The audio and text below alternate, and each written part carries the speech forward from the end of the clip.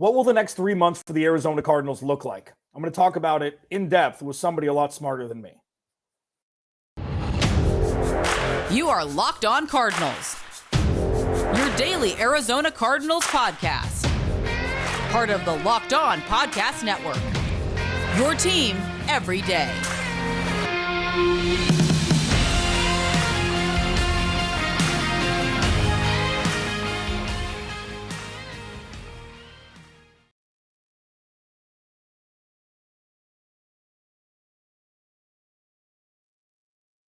Follow the podcast at Locked On AZ Cards. Thanks for making Locked On Cardinals your first listen each and every day, free and available on all platforms. I've called the Arizona Cardinals a startup. I've said DeAndre Hopkins should go nowhere besides State Farm Stadium, and I'm having an existential crisis on if the Cardinals should stick and pick at 3 or if they get a sweetheart deal to trade down and look at overloading the 2024 draft and kind of see, with Kyler Murray being out for 2023, in some form or fashion, if it's best to punt. I'm sick of hearing myself talk, so I thought I'd bring on a guest, somebody who works over at two entities that are well-respected in the space, both Pro Football Focus and a contributor to Over the Cap, Brad Spielberger. Dude, thanks so much for joining me. First off, I appreciate it. Thanks for having me. I feel like, so Brad has been on every Locked On podcast at this point, hockey, Locked On HB's, everything. I mean, he's making his rounds. Please follow him at PFF_Brad on Twitter. Another Pro Football Focus brethren. We love Pro Football Focus over here, so thank you. I appreciate it. Now, I do want to just jump right into this here. I love getting the national perspective on the Arizona Cardinals. I'm kind of shadowed with negativity at times here, or what's looked to be when I kind of deem it as, well, look, it's right in front of your face. Tell me what you think about the past regime of Steve Keim and Cliff Kingsbury as we transition into something that's literally never happened before in the NFL as it pertains to a coaching staff. I will have some positives maybe at the end, but I'd be lying if I had a lot of positive to say about the prior regime. And I almost think you mentioned kind of a smaller market team, and you look at the national perspective. If this was the Giants or the Jets, they'd be the butt of every single joke for the last couple of years for what they've done. Frankly, they you make some poor decisions, then chase those poor decisions with more poor decisions, trade for veterans or take an off-ball linebacker in the first round, top half of the first round, 2 years in a row. We can go down the list of things they've done. Sure, I think moving on from Josh Rosen and taking Kyler Murray is a move that not a lot of teams would have the guts to make it, and credit them for doing that. But you look at pretty much every other decision outside of that, and it's kind of hard to find many positives. So, hey, I said I'd end with some positives. I have heard a ton of good things about both Monty Ossenfort and Jonathan Gannon. I know last offseason, Monty Ossenfort really impressed the Chicago Bears, was a finalist for their GM job, came up just short, but really, really impressed the building. And then for Jonathan Gannon, you talk to people in Philadelphia, they say he's, we all saw the videos, everyone's making fun of him for that, just like Nick Sirianni got made fun of in Philadelphia. But a big energy guy, a great teacher, a player that Minnesota raves about as well. He used to be in Minnesota as well. I think they may have gotten this right and hopefully can get back on track. Yeah, it's interesting, Brad Spielberger, Pro Football Focus, that one of these first-time head coaches is going to be great. We just don't know which one it's going to be. Because remember, kids, every head coach in the NFL was one time a first-time head coach. And it's something that's, because now it's who's the hot one, who's the next Sean McVay, who's the next, Taylor, like Zach Taylor, who's the next whatever. Zach Taylor was looked to be fired after a year or two. Okay, so situations really do, mold what, is possible. And with Cliff Kingsbury, the issue I had with him is he didn't elevate the talent that he was given. 15 NFL head coaches would have swapped their roster for what the Cardinals had in 2021. And that's something that I had issues with. I lost sleep over. My hairline has receded 2 inches. When you look at Jonathan Gannon, though, and the gentleman that he's brought over, all you see are possibilities. And that's the thing that the Arizona Cardinals haven't had, because they've been hamstrung with a decision maker who probably should have been fired 4 years ago after, 2018 in Steve Keim. Tell me, Rallis, Petzing, Gannon, can this team with the roster moves necessary, Monty Ossenfort coming in, as you mentioned, are they the right guys to take a franchise, perennially losing a franchise, and pivot them into what I've been calling Arizona Cardinals 2.0? Well, I also will say this, I'll be honest. I do not know much about the young 29-year-old defensive coordinator. Need to learn more about him. But hey, who cares about the age? We hear that stuff. You know what? It's today's NFL, and frankly, I think to a degree also with a guy like Gannon. Look, it's Gen Z's world now in the NFL. The players coming in are not the same guys that have been there in the past. So maybe you're also trying to find the edge of, can we manage personalities and manage egos and manage expectations of players that are not the same as they used to be, which is a massive part of this. But I can also say, for Petzing, I heard a lot of good things in Cleveland about him as well. Obviously been around a few spots in his tenure, but I've heard that he is a big reason why Jacoby Brissett was honestly underrated great for 11 games this year before they turned it over to Deshaun Watson. So I think you also, when you add that young foundation, they're not going to be poached in like immediately, especially because I think next year the Cardinals might win, 2 or 3 games. So yeah.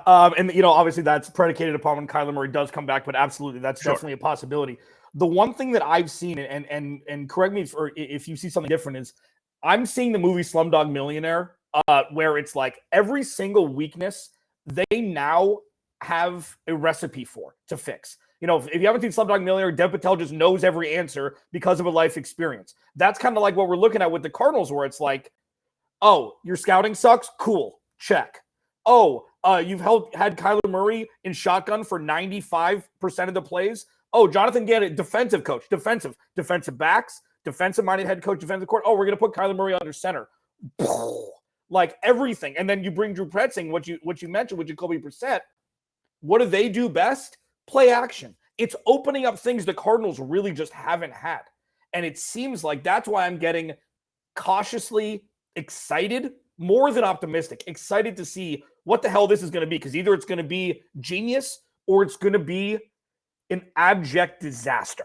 And we just don't know what it's going to be. So I want to get your thoughts about DeAndre Hopkins, about free agency, and about the draft, because that's really the good stuff. But I really wanted to get your thoughts just from an outsider, really has no ties to the Cardinals whatsoever. You're looking at the run from Philly, and you're seeing Jonathan Gannon come in, already have some of the best clips we've ever seen, which is like this goofball. Like, who do you think was the best hire? Like, would have been, let me ask this way. Who do you think was the best name, aside from Sean Payton, to get hired this offseason? Like, was Jonathan Gannon an apple of your eye from afar? I can also say last year in Houston, he was very close to becoming the head coach, and there are other teams that have loved him. I didn't meet him, but I was actually in Minnesota as an intern, I think when he was still there, right before he left. And they also, you hear these buzz of these young guys that are coming up, and they say, this guy's next. He's going to be a head coach, all that chatter. But that's been him for a while. And I think the big thing I mentioned before is we talk about teacher, like, when you're trying to teach your players how to analyze things, view things, break things down, it's not easy. Football is an extremely complicated game. And look, he's not perfect, but number one in e-paper play defense last year, phenomenal against the pass, obviously not great against the run, but I think that was also kind of by design to a degree. But I think it's about how you disseminate information. And for me, that ties back again to why in some ways you probably do want these young guys that can keep these younger players' attention and just know how to truly coach up guys that they're closer to an age with. So, look, I think D'Amico Ryan's probably my favorite hire of the cycle, but Gannon, trust me, was not, all these rumors of the Cardinals, no one wanted to go there, and bogus. Like, Gannon is a legit candidate that a lot of teams really do like. D'Amico Ryan's the apple of my eye for the last 18 months. Because when you mentioned, he looked like a head coach. Like, Jonathan, he looked like a head coach on the sidelines. You're like, oh, yeah, you guys see this? This is the guy. And unfortunately, he decided to go to a better fit for him, for an organization that probably needs him more than the Cardinals do, which is, surprising. Brad Spielberger, Pro Football Focus, Alex Clancy, Locked on Cardinals. As we roll on into free agency, the good stuff, trades, DeAndre Hopkins, Hollywood Brown. Is this team set up to attract maybe some, former Eagles? What is this roster going to look like? I'm going to ask, again, somebody much smarter than myself next. As we roll on Locked on Cardinals, your team every day. There's one thing that I do know more about than Brad Spielberger, Pro Football Focus. It's Built Bar, okay? I still have my 15 pounds from the holidays. I ate too much. We've talked about this. My red velvet cake obsession is problematic. I fit it in wherever I can around the holidays. And now I need a substitute that's actually good for you. And that's why Built Bar is so great for me. They're 100% real chocolate covered. Okay. Their macros are insane. 130 calories, 4 grams of sugar, 17 grams of protein. And remember, for a long time, for years, we said, go to built.com, order the box. You'll get it in a couple days. Now you don't have to wait. You can go to Sam's Club. You can go to Walmart. Go to Walmart, pharmacy section, 4-bar box of cookies and cream, double chocolate, or coconut puffs. If you're near Sam's Club, get a 13-bar box of brownie batter and churro. I mean, you can thank me later. Locked On Cardinals. Follow me on Twitter at Clancy's Corner. Please subscribe. YouTube channel as well. Brad Spielberger, Pro Football Focus and Over the Cap contributor, joining me here. The cap thing is, if I needed to take one class, it would be a salary cap class, because there are so many nuances. Who would have thought that numbers had like emotions? Like there's just this gray area, which is like 98% of it. Ask the New Orleans Saints how real the salary cap is. With the Cardinals, they have 13 mil. This is still too early for that conversation, so I'm going to have Brad on later in the summer for that. But talking about free agency, do you see a James Bradbury? Do you see a Fletcher Cox? Do you see a Brandon Graham following their defensive leader to Arizona? Or are the Cardinals still a little bit stigmatized, as compared to other teams? I don't know about stigmatized. I think James Bradbury is a very worthwhile target to bring a veteran into that secondary. And they obviously have good safeties, and Budda Baker is clearly the leader of that team. But a good outside cornerback to follow Gannon makes a lot of sense. I think Fletcher Cox and Brandon Graham are just going to be Eagles or retire. So that's not an anti-Cardinals thing. But I think they're going to, in a general sense, pick their spots on players like that, like 1 or 2 year stopgap type players. I know this is not fun to hear, but like trying to contend next year is not a good idea for the Arizona Cardinals. And I think they realize that, but it doesn't mean you can't do anything. And then look, I think you could honestly get a lot out of Zach Allen if they bring him back. A guy like Draymond Jones in Denver will intrigue him a ton as another kind of 3-4 defensive end that you can move him around. You can play him at 3-tech. You can play him on the outside, do different things with. I think Charles Omenihu is also interesting in San Francisco. I just don't think they can pay all the guys they have coming up. And a guy that has played in a lot of different schemes. In Houston, it was a 3-4. In San Francisco, more of a 4-3 even front. So there are all these players that I know Gannon wants to just, deploy in all these creative ways, but I don't think they're going to make a big splash on some of those biggest names, or rather, I think they probably shouldn't, to be honest. Yeah, and I think that's smart. I mean, I've said a lot, and I think you'd agree with this, that 2 drafts and 2 off seasons, and you go from outhouse to penthouse real quick if you hit. And if Monty Osborne is good as his job as advertised, and if Jonathan Gannon is the leader of men as advertised, the Cardinals could be in contention for the NFC West, title in 2024 if Kyler Murray is healthy. A lot of ifs, a lot of circumstances, a lot having to do with the draft. But the free agency, again, it's early. There's going to be a lot of stuff. We're going to find out soon. The Cardinals have been dormant, extinct for the first handful of weeks, the last couple off seasons, and Steve Keim has just traded away draft capital to acquire veteran talent, Zach Ertz, DeAndre Hopkins, etc. If you're the Arizona Cardinals, and I feel like I know where this is going because of everything you led up until this point, would you shop DeAndre Hopkins if it meant you would get a late second rounder as the top pick that you get back? Yes, and I do think that's probably the best you could do for the top pick in the trade package is a late second, maybe tack on a day 3 pick as well. But yes, and I don't even know if I would say they don't have a choice. They obviously could keep him. I don't think it would go particularly well. I think he was fairly checked out, wants to be somewhere else. So you try to maximize that return as much as possible. Let him go play on a contender or whatever he wants to do. I would be surprised if on April 1st, DeAndre Hopkins is still an Arizona Cardinal. But he was my favorite receiver before he came to Arizona, Brad. Like in Houston, he was on that Andre Johnson trajectory that nobody cared, even though he was the best receiver in football for 5 years, or one of them. And now watching him leave and going to win a Super Bowl somewhere else as a wide receiver 1 light, like it's so unfair that Cardinals fans, media members especially, like media members of 30 years have been dealing with this. Like not me. I mean, I've only been doing it 12, so I'm lucky. But like watching another stud that you're going to root for somewhere else go somewhere else because Steve Keim was incapable of drafting well. I mean, that's really the catalyst for all of this. The inability to draft, not drafting Tristan Wirfs, drafting Isaiah Simmons, not drafting Greg Newsome, and drafting Zaven Collins. And that was just the beginning. They haven't drafted an offensive lineman in the first round since 2015. So it's like watching DeAndre Hopkins leave is going to rip my heart out as a football fan, not as a Cardinals fan, not at all.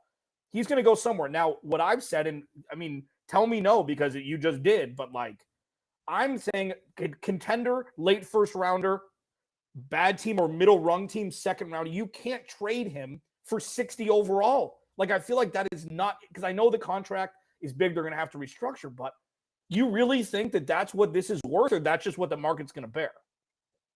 Yeah, I mean, the comp for me is the Julio Jones trade, right? He's a year younger than Julio Jones, but missed time in 2021, obviously. The suspension the first 6 games this year, and Julio went for a 2 and a 4 with a 6 attached to Julio. So I think you get a 2 and a 5 with no picks going back type of thing. I know it sounds depressing. I get that. I will say, if he doesn't need or demand a new contract, maybe you do get more. It's not about the restructure. It's about if he wants another new deal. And then, just like Arizona bringing him in on one of the greatest trades of all time, you can get maybe better value if you don't have to give him that new deal, the new team. But I know, I'm sorry to break your heart. I think that is the direction we're going.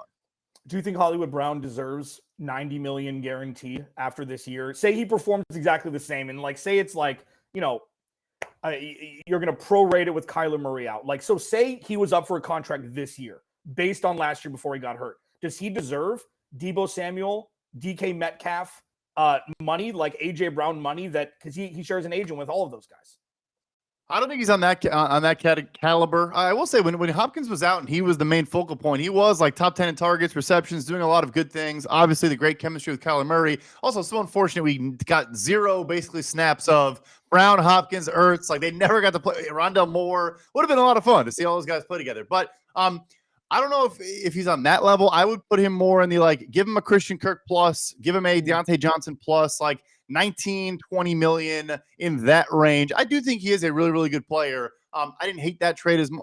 I didn't love it, but I didn't hate it. But, once the contract comes, then we'll see. Obviously, he has a ton of leverage getting moved for a first-round pick. But, no, he's not in that 22, 23, 24 per year conversation. Would he garner a first-round pick, late first-round pick, if the Cardinals were to shop him? Like, I put it out hypothetical. Like, this is hypothetical time. Like, I put it out hypothetical. Like, would he garner a late first-round pick? So what was it? It was 25, but then you got him and 100 back. So I don't know. I no, unless you're giving back, him in a second for a first, I guess. But that's not obviously not saying he's garnering a first-round pick. Fair enough. Brad Spielberger, Pro Football Focus, Over the Cap contributor, joining me here, Locked On Cardinals, your team every day. Draft next. I mean, blind trust is the dictionary definition of Cardinals fans looking at Monty Ossenfort. It's like anybody but Steve Keim. Let's hope it works. We're going to dive deep. Should the Cardinals trade back? Do they stick and pick? Is Will Anderson better than an unnamed Texas Tech edge rusher that's getting more looks than he was 48 hours ago? This is going to be a wild draft season for the Cardinals. I will pick Brad's brain next. Locked On Cardinals. If you think that you could be a great NFL GM, well, you probably never will be one in your lifetime. But that doesn't mean that you can't act out those dreams with Ultimate Football GM. This episode of Locked On Cardinals is brought to you by Ultimate Football GM. You've heard me talk about this mobile app for a while. I can't tell you how much fun I had competing with my other Locked On NFL host, Chris Carter. Locked On Steelers won, that rascal. He was just better at it than everybody else. It's your turn to compete now, okay?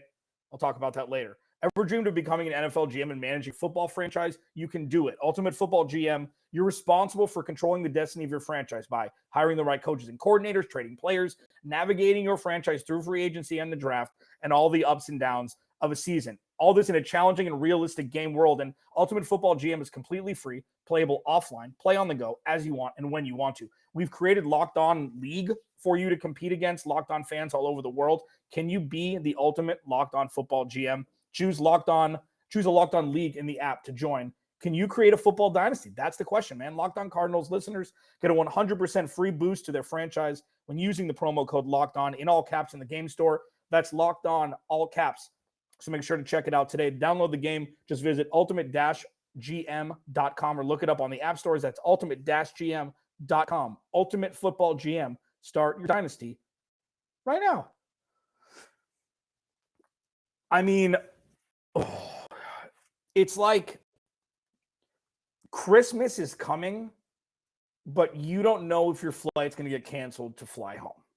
Like, that's where the Cardinals are with the draft. It's like, it's going to be so fun if. It's going to be so great if. The trajectory for this organization is going, like, it's going to shatter the ceiling if. Brad Spielberger, Pro Football Focus, joining me here. Cardinals have 3.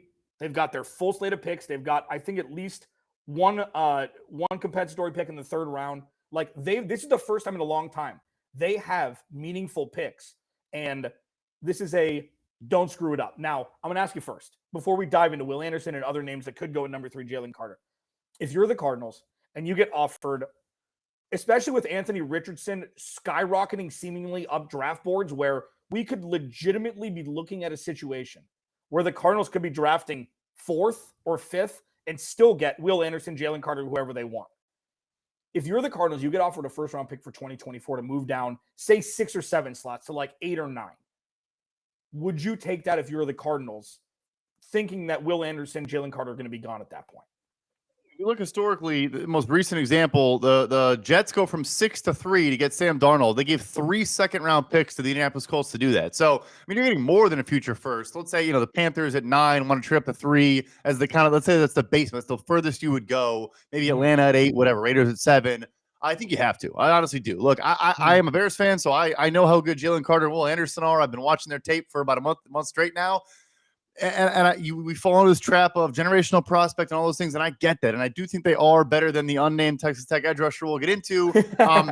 But you just have to take those extra shots. I mean, if you get that much meaningful extra capital, a 2024 first, would potentially go a very long way. And I think it is realistic. I think we're going to see a lot of phone calls to number 3. Just a question of whether they want to, take maybe the first defensive player available. If it goes, someone trades up to Chicago, then Houston, and then them, it's going to be enticing, but I think they probably should.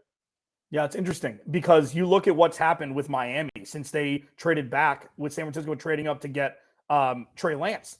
They got 2 future first. They moved back. They're still in the top 10, and they've turned that into a powerhouse offense. They drafted Jalen Waddle that year. They traded for Tyreek Hill. You don't have to keep the future draft picks that you obtain. You could trade for talent. Now, I know that is PTSD for Cardinals fans because that's exactly what's been happening over the last 5 or 7 years. But I think you're right. And this is going to be a tug of war. And using the term again, an existential tug of war where it's like, just pick a set and forget. Damn it. Just do it one time. Make it easy. But if they get offered a 1st-round pick plus to move back 4 or 5 spots, it's like the Cardinals have, the way that I look at it is, the Cardinals have so many needs that it doesn't matter. IDL, edge, whatever. Draft a corner. That's Jonathan Gannon's background. That's his extensive background. Is DB. So it's like, why would you do that? So Brad Spielberger, stamp of approval, trade back, because they're going to get offers, right? I mean, they'll get offers. I would be surprised if they don't, and I really would. Yeah, I mean, that's how you build out an entire roster, not just, fix one spot. I do get you saying the PTSD. Look, it can't be worse than Steve Keim. It literally cannot be worse. So take that solace. I would. I think they're 4 offensive line spots away at this point with some injuries and some players getting older.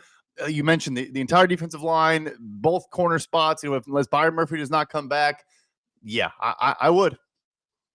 Gosh, what a mess. But this is rock bottom. And that's great. That's a good feeling. It really, it's like, it's not, the ties have been cut. Now we build. Now we mend. Right. And that's what rock bottom is. I mean, and going back really quick, Tyler Linderbaum just staring them in the face last year. That's what bothered me, was that he's there. You're all pro for 15 years is there. And they just said, nope, we're good. We're going to fly him out. Marquise, 5'8", perfect.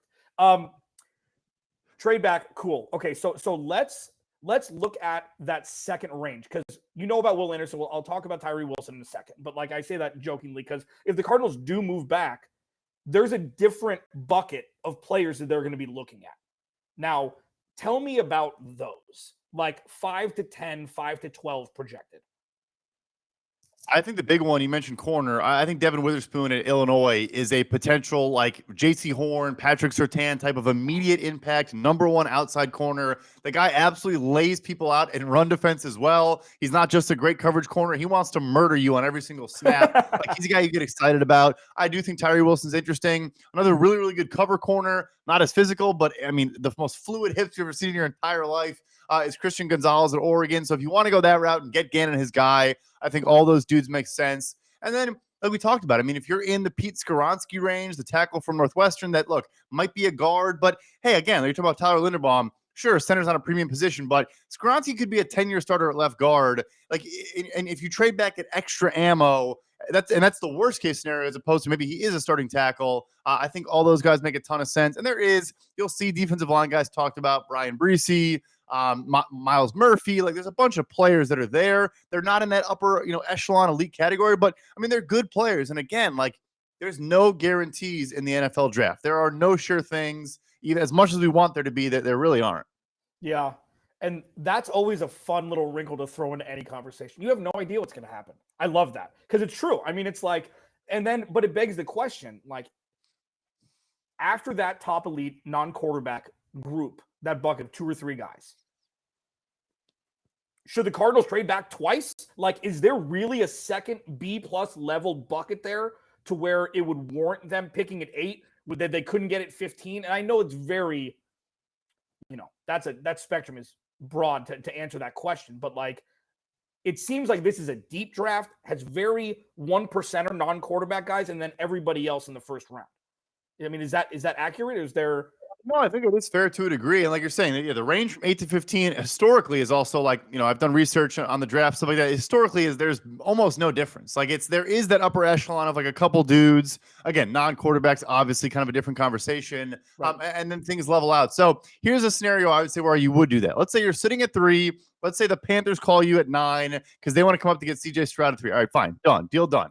You're sitting at 9 and Anthony Richardson is still on the board and some team calls. And it's funny because so I actually did a whole a draft analysis on trades and everything. Somehow the teams figure out if you're calling up for a quarterback, clearly they know because you pay more in a trade up for a quarterback every time as compared to other positions. So if a team's calling and they're in love with Anthony Richardson in that middle range, you might get another future first round pick, going from 9 to 15, maybe not, maybe you get a couple seconds, whatever.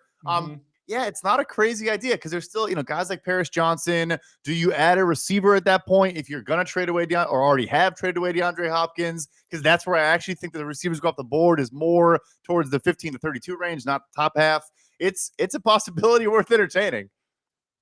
I love Jordan Addison more than I should. He's not 6'3". The Cardinals drafted Akeem Butler, who I thought was going to be a no doubt about it Pro Bowler out of Iowa State. Now he's balling out in the XFL, of course. But when he just crapped in the NFL, I was shocked. Now, I don't care. Jordan Addison is the apple of my eye and will be. So if he's going to be around at 15, the Cardinals do trade back. Do it. I don't care. Get weird. Now, we got 2 minutes left, okay, before I get yelled at for going too long. Not by you, by Ross Jackson, Locked On Saints.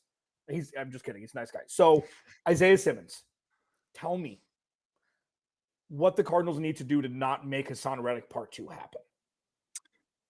I think it's gotten a little bit better. I mean, you got to stop putting him in man coverage on tight ends and number 3 receivers and asking him to do things that do not suit his skill set. I don't know if he's an every down, just pure edge like Reddick, but I think you do need to have him playing forward a lot more than playing backward. And like I said, I think they started to realize that. But again, that's a guy where Jonathan Gannon, if you want to pick a head coach in this cycle that could put their hands on that guy and figure out a role for him, he might be the answer to that question. So, yeah, long answer, short or simple answer, just play forward. Let him get after the quarterback some. Let him do things near the line of scrimmage. I just don't like him playing a pseudo safety role. It just doesn't make a lot of sense.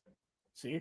Brad agrees. Corner or whatever, Brad agrees with me. See quarterback, hit quarterback. 6'3", 245, sub 4'5". Maybe it's not his traditional position. Make it his traditional position. He can make a whole lot of cheese. And the second you can exercise his 5th-year option, do it. Do it yesterday because you need that extra year to really understand what you've got. Something they obviously didn't do with Hassan Reddick, and now Hassan Reddick is making Super Bowls. Brad Spielberger at PFF_Brad. Dude, thank you so much for joining me. Where can people find you outside of Pro Football Focus with your vast just content on YouTube, etc., where can people find you? First, thanks for having me. And the big thing is overthecap.com. If you want any questions answered about salary cap, contracts, whatever, I still contribute there. We do a ton of work there. I mentioned draft stuff. We created our own draft trade chart, all sorts of cool things going on over there. So that's where you can find me as well. Tell Trevor Sikkema I have a new favorite over at Pro Football Focus. Tell him I will let him said know that. expeditiously. Alex Clancy, Locked On Cardinals. I'll talk to you all tomorrow.